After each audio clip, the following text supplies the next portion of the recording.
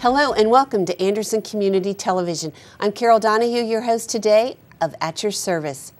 Today we welcome back to our show a good friend of this program, Corporal Boyman from the Hamilton County Sheriff's Department. Welcome, Dave, to the program. Hi, Carol. You know, your name is synonymous with the Neighborhood Watch program, but today I think we're going to talk about a different program. That's correct.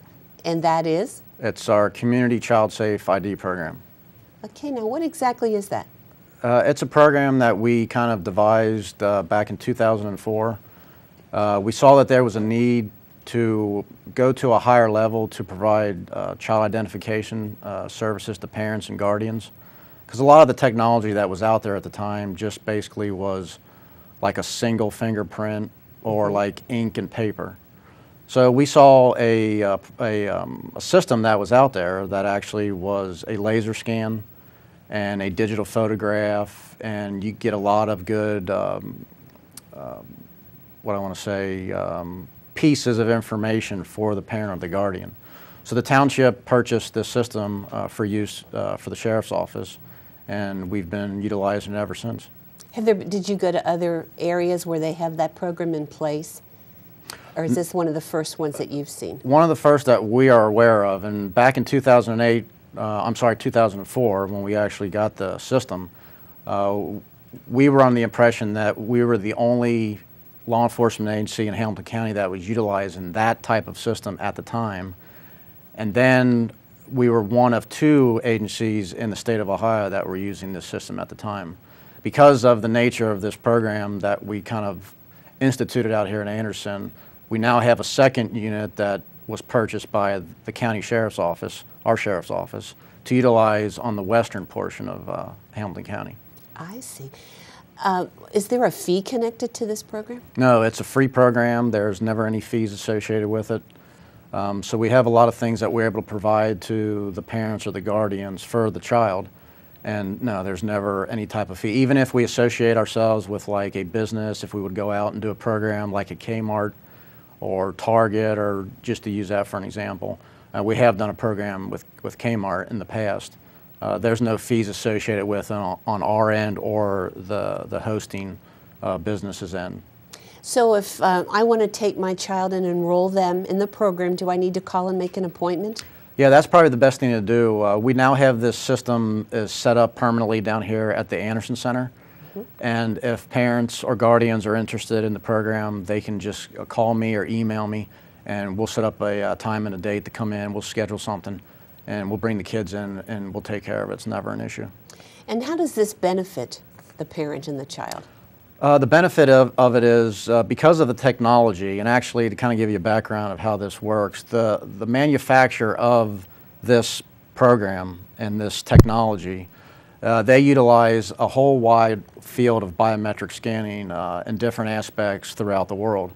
One example would be a lot of them are utilized not only for law enforcement, but they have a smaller handheld unit that they actually utilize for the military, where they do biometric scanning and tracking on people, and they utilize those over in some of the areas where our troops are at. So this is a larger scale. Some of the technology is a little scaled down for the child ID system, but basically it's a laptop computer that's tied into a laser scan system device, and instead of using ink and paper, everything is done via laser. Now the prints are actually FBI quality prints, and one of the fail-safes of the system is the system will not accept any bad quality prints. They have to actually accept the print in a good quality for the system to continue on. So it'll reject a bad print if there's some type of anomaly with the fingerprint, or if it's not getting it specifically on the actual scanner. It will not take the print, it'll reject it, and then I cannot, if I'm operating the system, cannot continue to give the final product.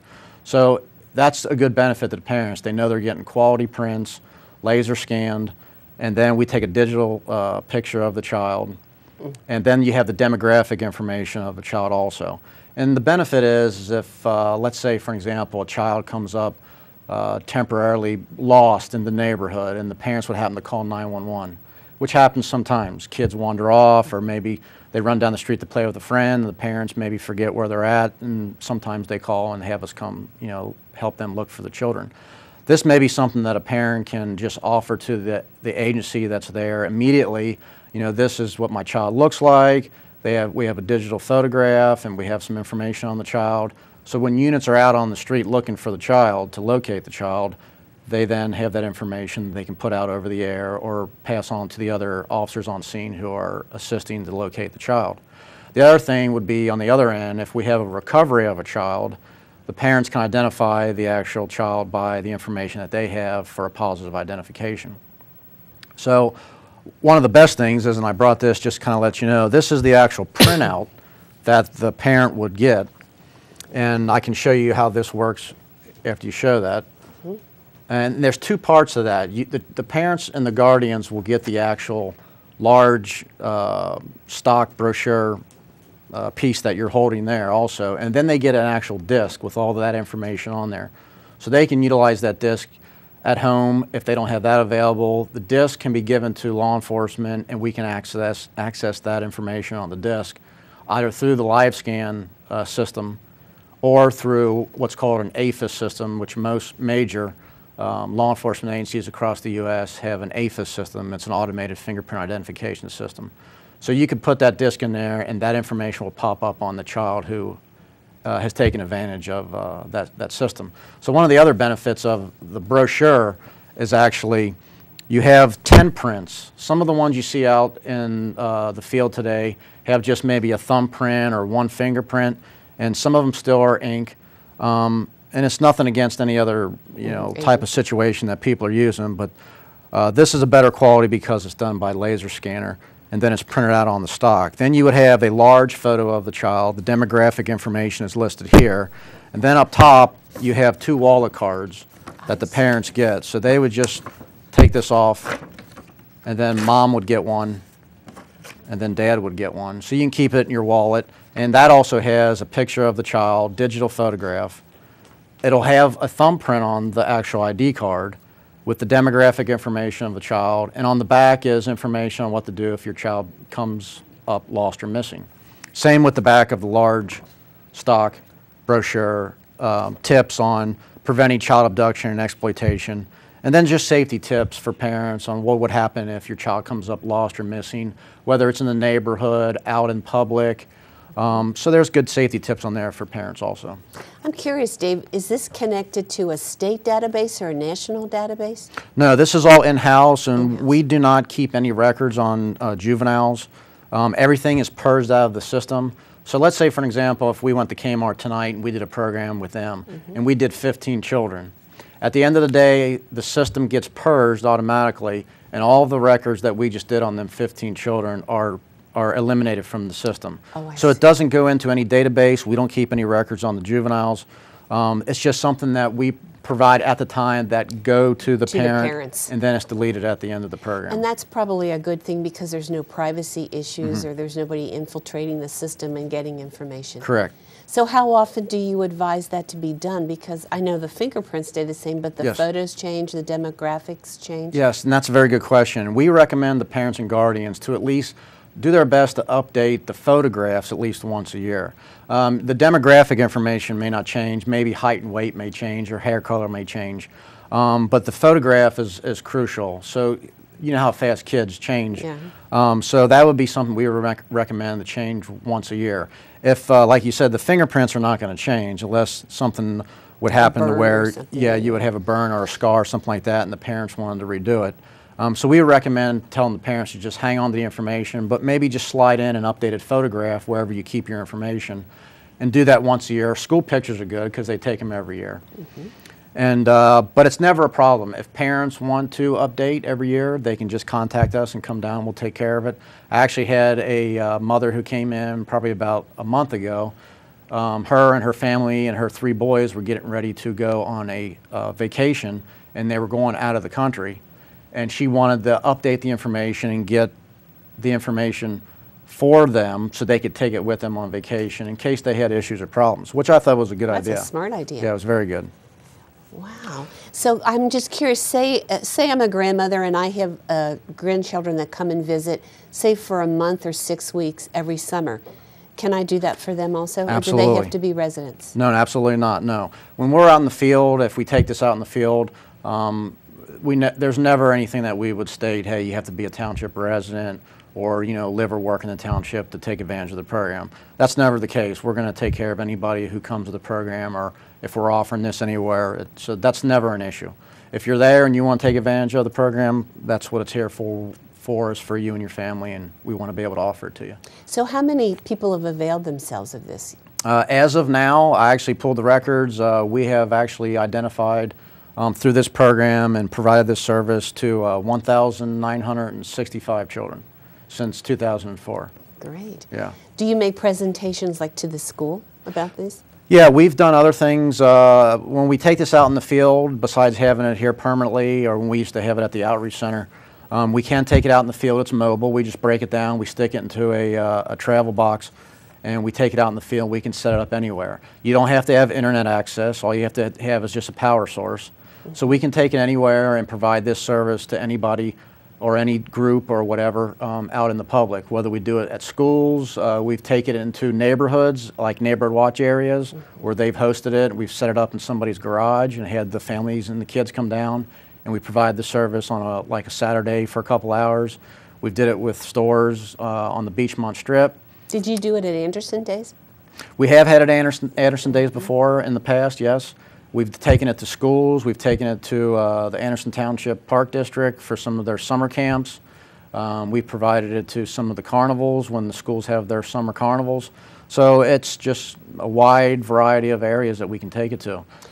Is there an age limit, like say if you have a child who is handicapped and the parents want to use this system, but say they're 16 or 17? No, there's no age limit, and that's another great question.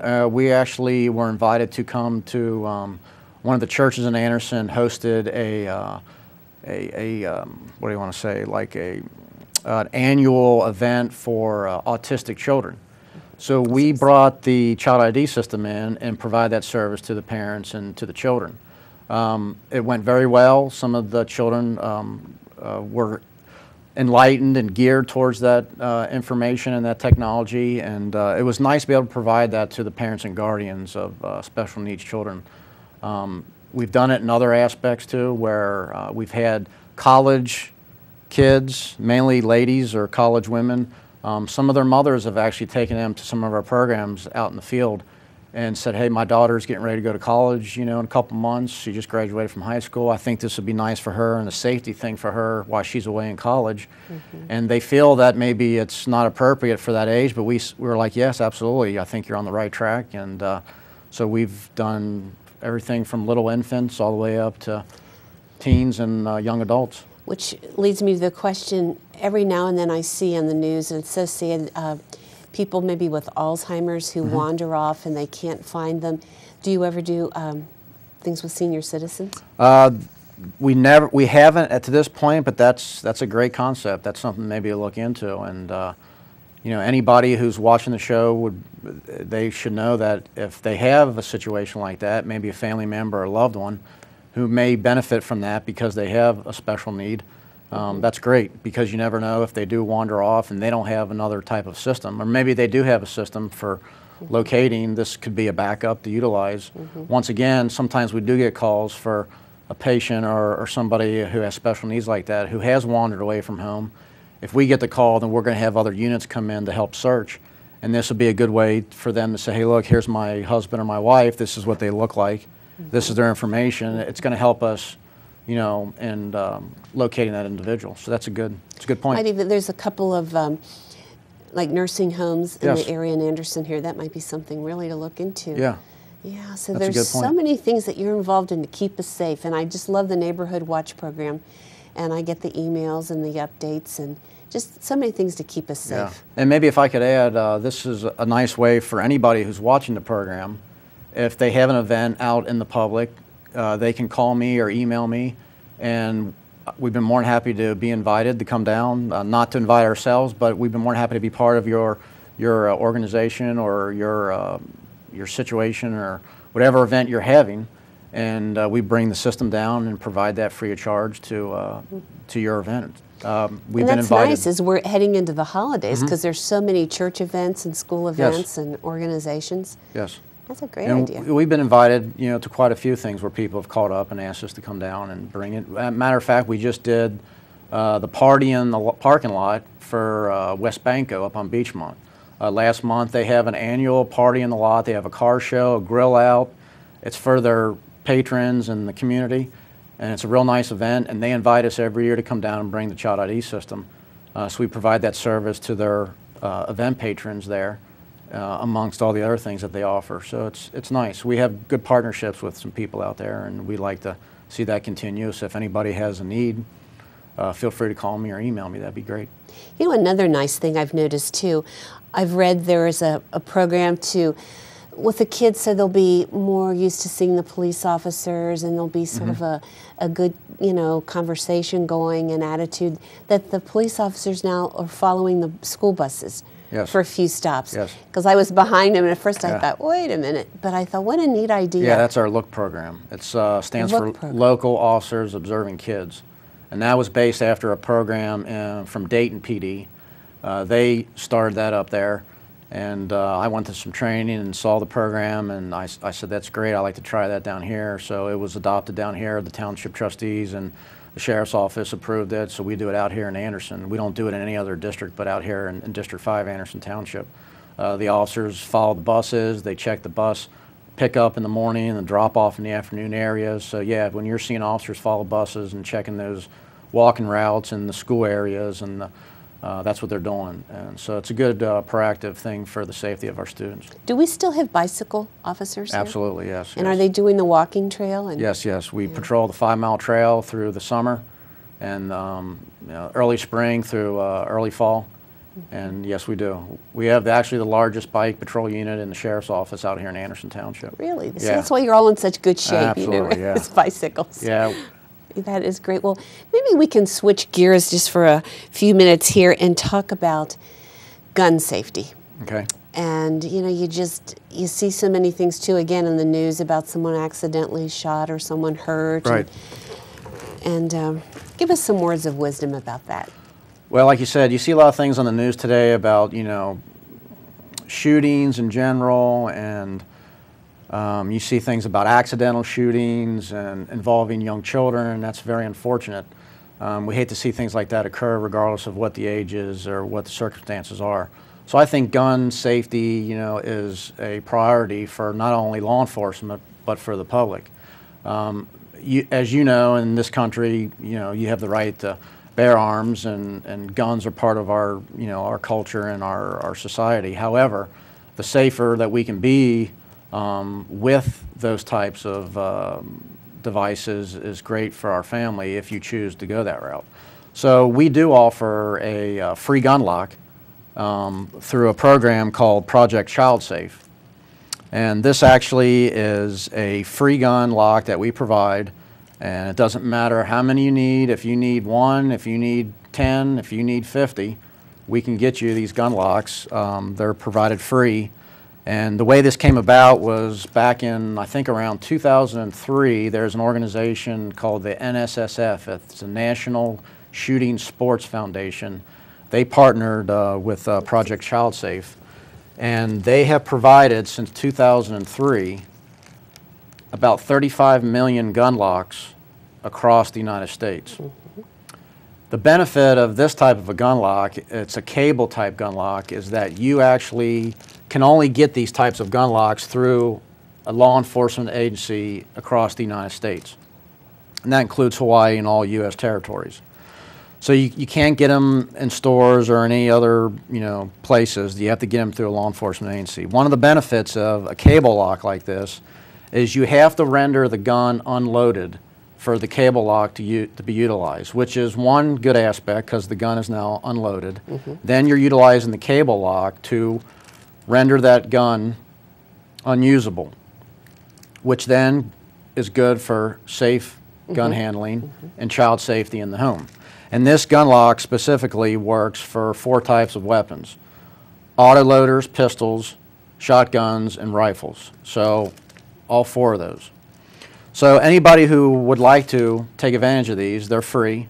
We have them up at our district on Beachmont Avenue, which is 7954 Beachmont Avenue. That's the address. It's right behind the main firehouse on Beachmont Avenue. They can stop up anytime they like. We have a clerk there Monday through Friday from 8 to 4:30, and just ask for gun locks, and they will be able to provide gun locks. Or they can contact me or email me, and I can make sure that they get them. So this comes with what, 2 keys? It comes with 2 keys, the gun lock, and then it comes with a book of instructions and some gun safety tips and safe handling and child safety information in there. Now, let's say you have a firearm at the house or something that does not fit or does not utilize this type of a locking device.